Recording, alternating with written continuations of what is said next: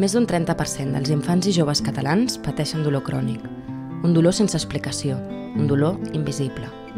Algos, un grup de la Universitat Rovira i Virgili que es dedica a l'estudi i tractament del dolor, amb la col·laboració de professionals de l'Hospital Universitari Sant Joan de Reus, està portant a la pràctica un programa de tractament per al dolor crònic per a aquest col·lectiu.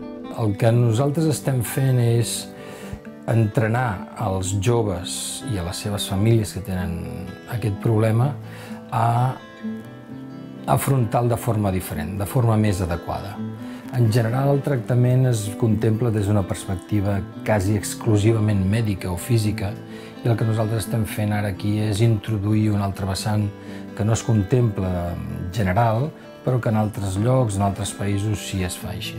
El programa ha consistit en 10 sessions de tractament en grup, en el que els i les participants aprenien a afrontar de forma més adequada el problema del dolor a través de diferents activitats.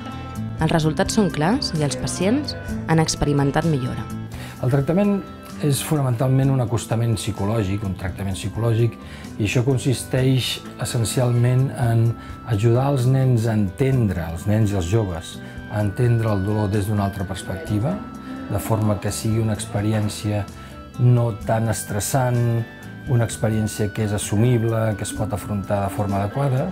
Els ajudem a pensar de forma diferent sobre el problema, de manera que també les seves accions siguin diferents, molt més adequades, més adaptades a resoldre i afrontar el problema. De vegades, ni els pares ni mares entenen el dolor crònic dels seus fills. Des d'aquesta unitat per l'estudi i el tractament del dolor, també se'ls ajuda a comprendre la difícil situació. El que estem observant és que experimenten menys dolor, menys episodis de dolor, una intensitat molt menor. També dormen millor, tenen millor relació, ells valoren molt més bé la seva vida, per tant també informen d'una millor qualitat de vida.